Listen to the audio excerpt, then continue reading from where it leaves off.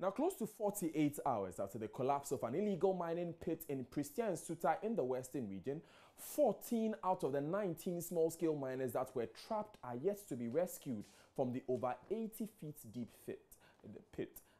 5 of the illegal miners that were trapped managed to escape by their own efforts. Best FM's Kojo Fletcher told Joy News Tuesday morning that one of the 5 persons who escaped, Ibrahim Musa, was too gripped with fear and could not speak. District Police Commander for Nsuta Superintendent Achu Jineku told Joy News rescue efforts are still ongoing. According to our investigation and from the committee chairman, Mr. Riku Kuma, he gave us 14 trapped and 2 interrogation tools. We were able to talk to 5 of those ahead from the pit. They managed to escape the death. So we were able to talk to 5 of them about what happened. So they told us that they were coming to eat.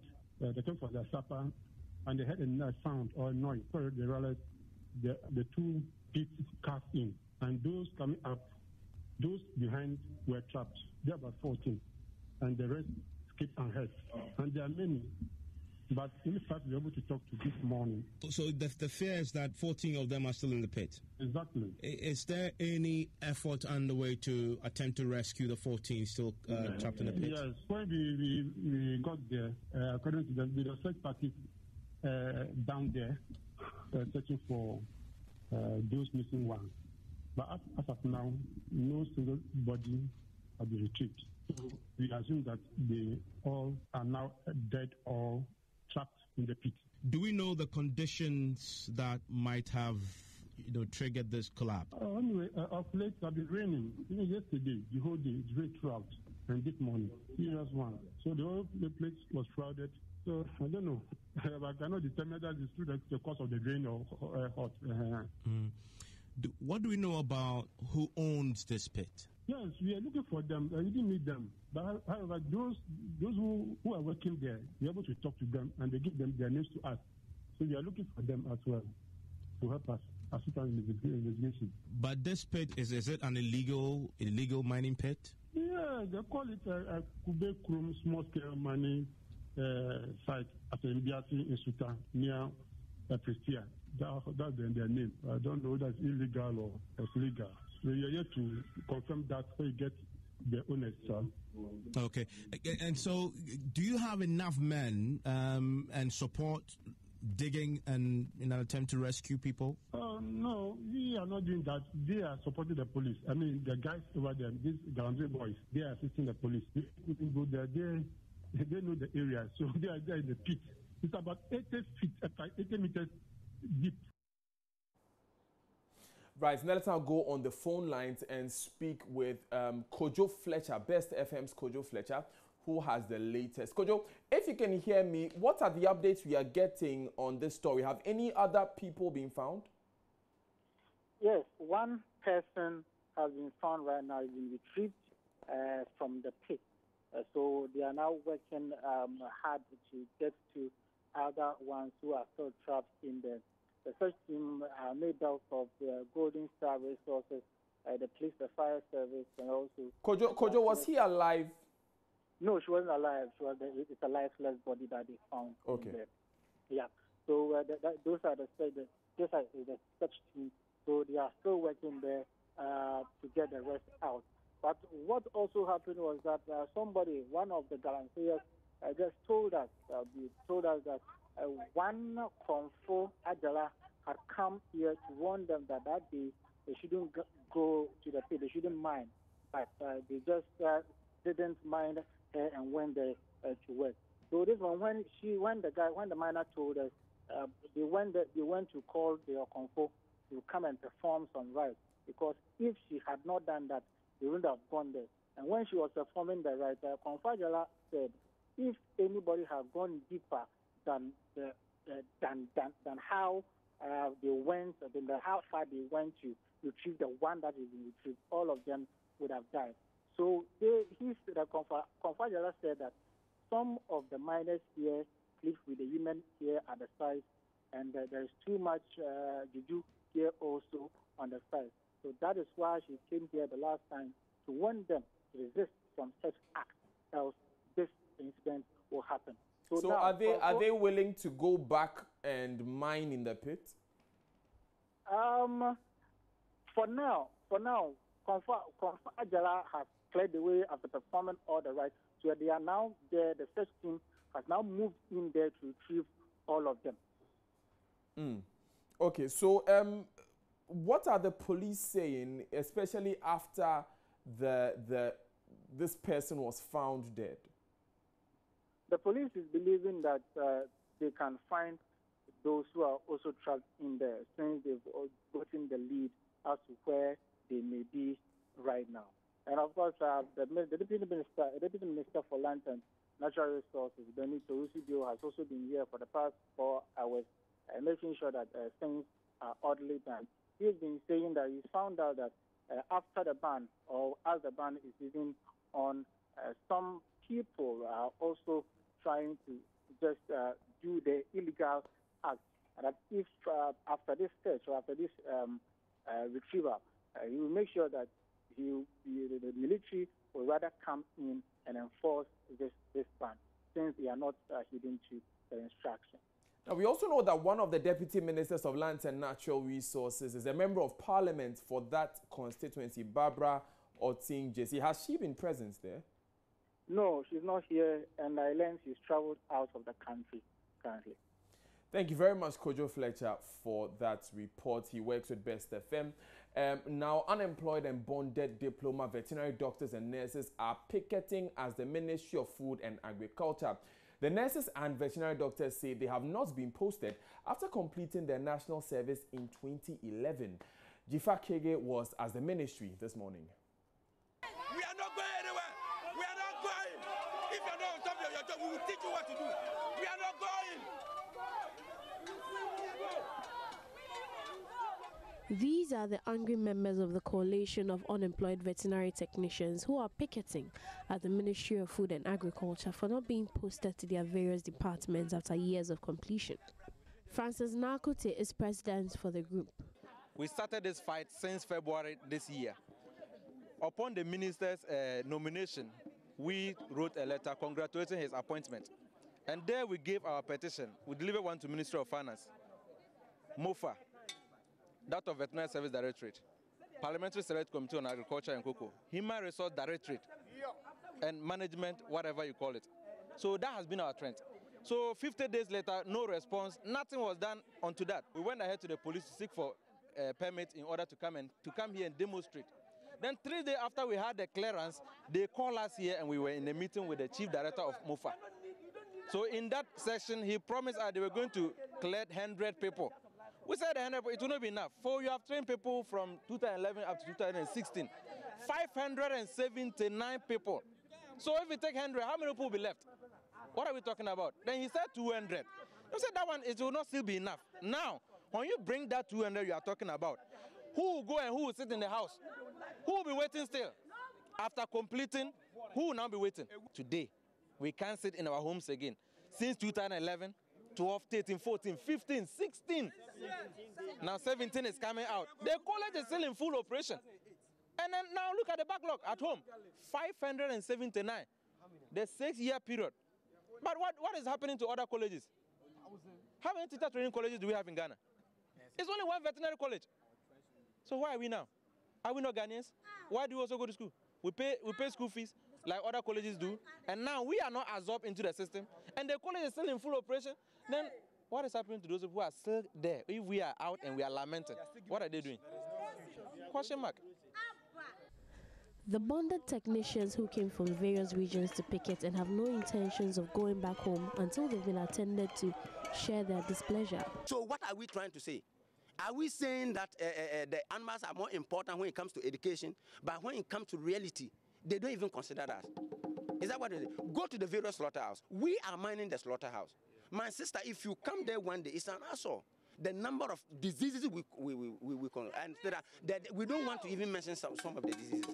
It's dangerous. Ghana is a time bomb, and we're supposed to look at it carefully. Then somebody will sit somewhere and be thinking that, oh yeah, we are not. We know what we are doing. You came all the way from the northern region to the Ministry of Food and Agriculture. Yes, please. Where would you sleep? At the ministries. We have enough space here to contain us. Are you going to sleep on the bare floor or you have beds? We have no option. We are going to sleep on the bare floor. We have been hungry for 7 years. So we intend to sleep here wherever we find ourselves. We are ready to sleep wherever. If you look at the Western countries, they value veterinarians more than human. Yeah. You understand that? But it's only we Ghanaians, we feel like, no, life is okay. Whatever I consume, let's just solve it the bullseye way. And then they take it on their own, which is wrong. A nursing mother with a 3-month-old baby also intends sleeping at the ministry. I intend to sleep here. With the baby? Yes. Don't you think the life of the baby is at risk? Yeah, that's why I came with mosquito net to protect her against malaria. And I'm ready to sleep here till something better is done to me. You don't care the duration? Yes. What if something should happen to the baby? God is there, and I hope with his protection, nothing will happen to her, but something good will happen for us here before we go. But why didn't you leave the baby at home, at least with a family member or a husband, before coming? Oh, she's so brave. She's 3 months, 1 week now. I can't leave her with my mother. The frustrated group is calling the Ministry of Food and Agriculture to fast-track their demands, else they'll head to the Flagstaff House. For Joy News, Jifakigi.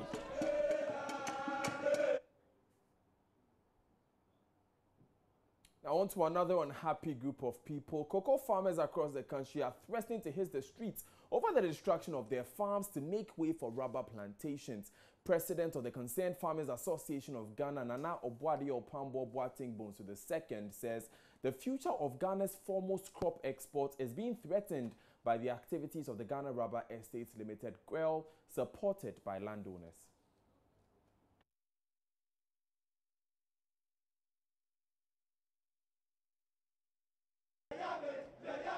There is a lot of anger in this community. Anger not only directed at traditional leaders, but also at government for not intervening to stop the destruction of the cocoa trees. Wearing red armbands, the residents chant war songs to drum home their point.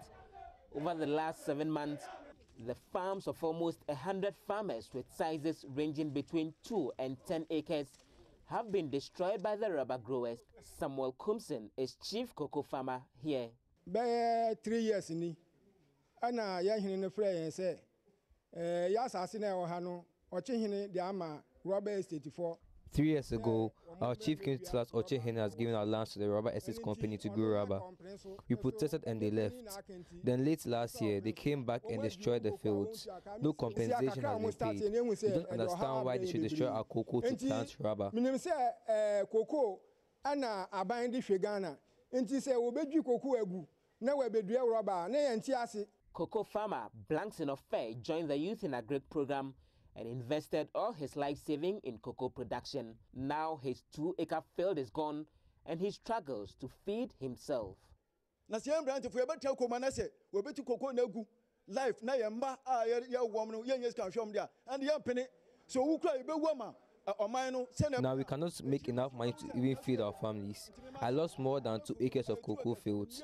Now we don't have money. We also had cassava and maize on the field, but now all is gone. I am jobless now.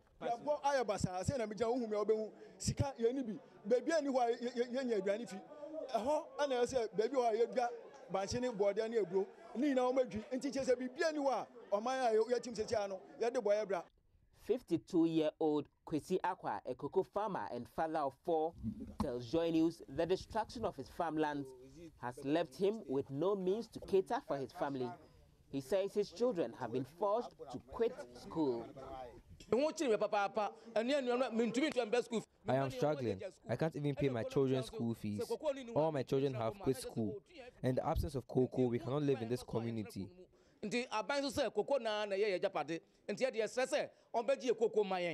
Agric Extension agent in the area, Joyce Yawako, has been showing us the extent of destruction of the fields here. So this vast land that you see will be more than 50 farmers' land, because behind the mountain, all those farms where the green vegetation is all those places where cocoa farms that have been pulled and they've planted rubber. So they are planting towards this side. And when they get to this side too, they will pull down these cocoa farms also down and then plant rubber. So the community itself don't know what to do. President of the West Akim Cocoa Farmers Union, Oheneboafo Francis, wants President Akufo-Addo to intervene directly to stop the destruction. I'm appealing to the Chief of Akim Brematam, as well as Ochehene, then the sector minister in charge of cocoa, and then His Excellency, the President of the Republic of Ghana, to come in as a matter of urgent to solve this problem once and for all. The farmers are demanding a return of their lands so they can regrow their cocoa trees. For Joy News, Joseph Opoku-Gakpo reporting. Now speaking on Joy News Desk this morning, on the back of the destruction of 500 acres of farms in the eastern region, President of the Concerned Farmers Association of Ghana, Nana Obuade-Opambo Boateng Bonsu II, revealed a further 2,000 acres are being destroyed in the western region. Cocoa don't have future. I'm telling you today, cocoa don't have future. By the year 2020, you will see the depreciation of cocoa in this country. Cocoa don't have future. As I'm speaking to you right away, 2,000 acres again, Enche, are going to be cut down because no law protect me from cutting down my trees. But the laws of this country protect me that in a way, when I smuggle my beans of the cocoa, I'll be arrested. Cocoa farmers across the country are going to hit on the street of this country. Serious demo all over this country. That even some of them have no idea. You know? When are we seeing you hit the streets? No, not we doing it, but some farmers are going to do that. Meanwhile, PRO for Cocoa Board, Noah Amenya, is appealing to the conscience of landowners to desist from selling the farmlands. I think it's something that should appeal to the conscience of the landowners so that they rather concentrate on cocoa. Once the land can be used for cocoa, it should be used. We are not saying that all the lands in Ghana should be used for cocoa. There are some lands that are not suitable for cocoa. In that case, you can go into rubber. But the land that is suitable must be used for cocoa. We would engage Grace Code to see if they would slow down on their expansion activities, particularly if it has to be on cocoa plantations, because we think that that is a good thing to do. So we'll look at that option, but we would appeal to the farm owners that they must be the one to say, I am not going to rubber cultivation, and the grader cannot force them. But if they allow those monetary enticements to lure them into it, then we would have ourselves to blame at the long run. There's more stories to tell here on Joy News today, because on Joy News agenda this week, we are focusing on dilapidated school structures across the country.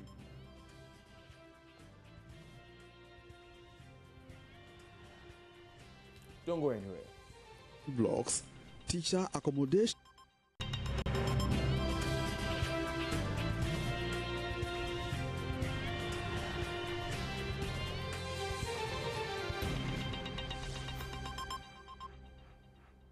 Thanks for staying with us. Now, Vice President Dr. Mahamudu Bawumia says the $15 billion financial arrangement with the Chinese government does not constitute a loan, but rather a joint venture agreement to cede 5% of the country's bauxite deposits for the money.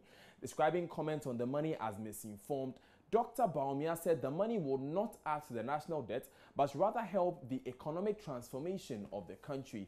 He's been addressing an Africa-China Joint Research and Exchange Program. As we sat down preparing to go to China, we understood very clearly that Ghana's space for borrowing was very limited or non-existent, very, very little space for borrowing to finance this sort of agenda. Because you had borrowed so much as a country, your debt to GDP ratio is too high. So we needed to think of a new strategy for which we could take to China to explain to China how we wanted to finance our infrastructure investment. We could not ask China to give us aid to finance this type of quantum of investment we needed. We could not borrow this quantum of money we needed. But we knew we had the bauxite sitting in the ground. So we said this is time for a new model, a new financing model. China, by and large, has been, lending money. That is the old model. And we are saying we can't borrow, but we know we have the wealth. So let us find a way. So essentially what we did was to propose a new way forward. We sought to leverage less than 5% of our bauxite deposits to unlock close to $20 billion. Now, on Joy News Agenda this week, we are focusing on dilapidated school structures across the country. Now, basic schools in the Asante Achim North District of the Ashanti region conduct classes in dilapidated and life-threatening structures. Cracked walls, loose door frames, falling ceilings, and foul-smelling animal droppings characterize many school buildings. Education authorities are reluctant to close down schools despite the danger they pose with loose doors and ceiling frames as well as cracked walls. Ohiming Teria takes a look at how children and teachers in the Asante Achim North District of the Ashanti region are compelled to contend with the inhumane conditions in the name of education. Many basic schools in the Asante Achim North districts, like many in other parts of the country, lack basic infrastructure.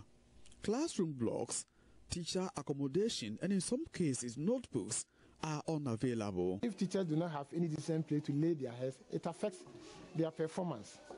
And not only that, you go to some schools and the nature of the classroom block alone demoralizes them a lot.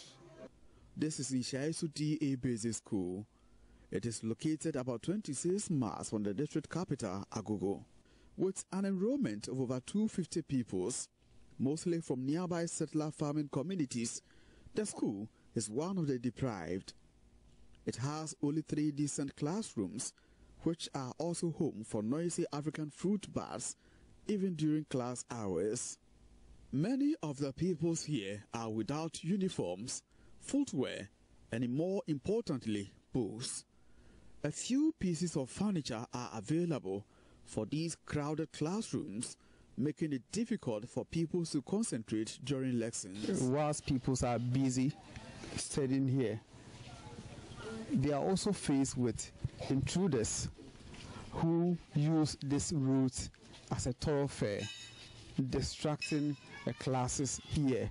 This is a dilapidated mud structure housing the class 6 here in Ishaiso DA Basic School. Unfortunately, the mud structure had developed cracks. Some of them have been eaten away by erosion. So it gives the students the opportunity, whilst in class, to peep outside the classroom, distracting them of what the teacher is teaching them. How does it feel to see peoples that you are in charge study under such conditions? It's a very disturbing one, because it is within our policy to ensure that we create the necessary enabling environment where teachers can deliver at their best, where learners can also learn at their best. But looking at the nature of the structure here, you can see whether the spirit of teachers are high to deliver. Teachers can see such a community and accept persons to come and stay here and work. When parents have agreed to release their school-going age to school, they come and this is what is facing them. This is Basic 4 classroom. A teacher is busily taking pupils through the importance of reading under this weak structure, almost a death trap. Lessons are halted and pupils evacuated anytime the clouds gather with the slightest sign of rain. Pupils in their own way have created a water canal to prevent their classroom from flooding, but that is not enough. It is also opened for unwelcome visits by all manner of animals and reptiles. For domestic animals, it is normal whether school is in session or not. Teachers say they have been living under the mercy of God's protection under this structure.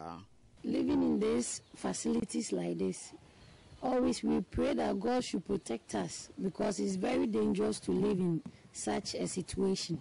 It's very bad to live here. Another worrying issue here is that JHS students have to travel 20 miles daily to attend school at Ananikrum. Pupils who trek daily to and from school are always at the mercy of the weather. Education authorities have converted a local Methodist church as a temporary structure to begin JHS here. Additional classrooms are needed for Form 2 and 3 for next academic year. As if that is not enough, teachers have no accommodation in this farming community. Through community initiative, a 4-bedroom mud house is under construction to help teachers who commute daily from Agogo live in the community. This is the best the community can give these teachers who have accepted postings to the community. We are seeking for the government to help us to give us a teacher's quarters. It's very bad for us to come and live at this place. Education authorities are worried lack of infrastructure does not only affect quality of teaching and learning, but also has long-term psychological effects on both teachers and pupils. Seriously, it has effect on the quality that we want to make available here, the quality of the learning, the quality of the teaching, and then the quality of the learning environment. They all suffer. This explains why schools at places like in Shaeso, Abrewapon, Osekrum, Ananikrum, and Efrisre have small enrollment figures. They also have one thing in common: classrooms have been invaded by African fruit bats. At Efrisre, for instance, the presence of the bats did not only cause nuisance at the local district assembly RC primary school, but also retention of pupils is becoming difficult. Almost the entire ceiling of the classroom blocks has been eaten away by the bats, making condition of the classroom blocks to deteriorate at faster pace.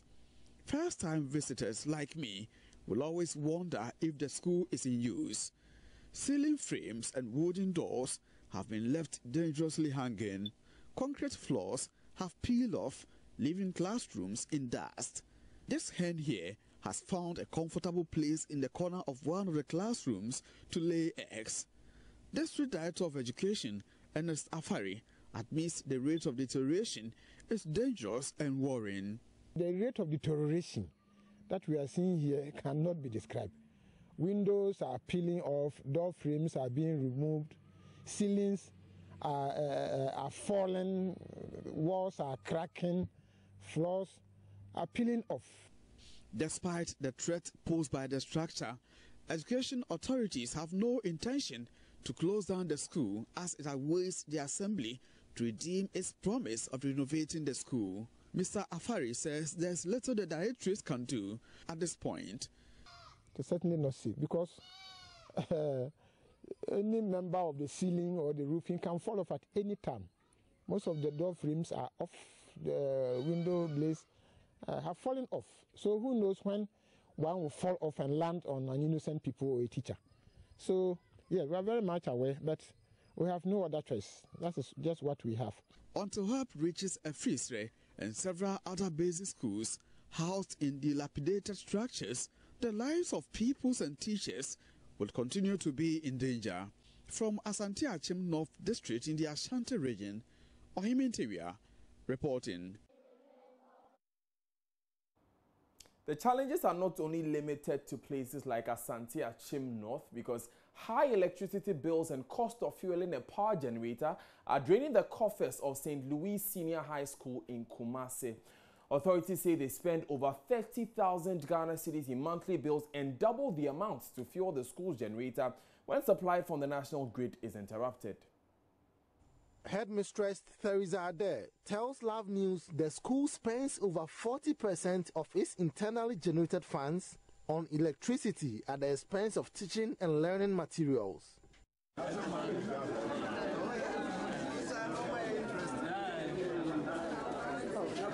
She says the problem is compounded by frequent power outages. Ms. Ade suggests government install solar panels for supply of power to administration blocks of second cycle schools in order to reduce consumption costs. On the average, the school pays around 30,000 cedis a month for electricity bill alone. As for water, we are lucky. We have installed our own water system, so water company does not get anything from us. But that means that the light bill goes up a little because we use electricity in pumping the water for use in the school. The lights out situation has even affected our school clinic. For example, a student will be being mobilized and then it just goes off. You have to rush, go and put on the generator. Anything at all can happen to the students. And to this end, I'm appealing to government that if they can support all the secondary schools in some area, either the administration or the school kitchen, with a solar system, is going to help the schools a lot. Because many of us don't have IGF. Even if you have, it's very little that it cannot take care of these situations. So now that Dr. Kwokwo has given the school administration this solar system, which was commissioned this afternoon, it means that our light bill is going to be reduced drastically.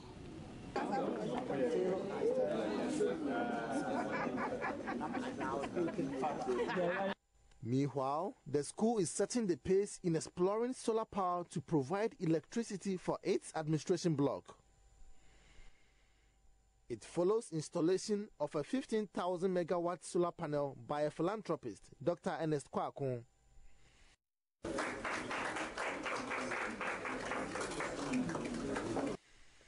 He urges government to take up the challenge in all second cycle schools to ease the burden on their finances. That the administration block here is a powerhouse and it consumes a lot of electricity, more than 50% of the electricity of the entire school, followed by the kitchen and then the classroom blocks. So if I've set this example by taking this administration block off the grid in excess of 60,000 cedis, I think even from a private pocket, I think government can do more and either support people like me and my group, or they themselves make the right interventions and at least begin a project, a pilot project to take administration blocks of all senior high schools off the grid. And I think that it is going to help them. It's going to reduce their bills. It's going to ensure constant supply of electricity so that at least they can print their papers and do administration around the school. Nana Sensumensa reporting. It's now time for business with Emmanuel Abuajiriafi.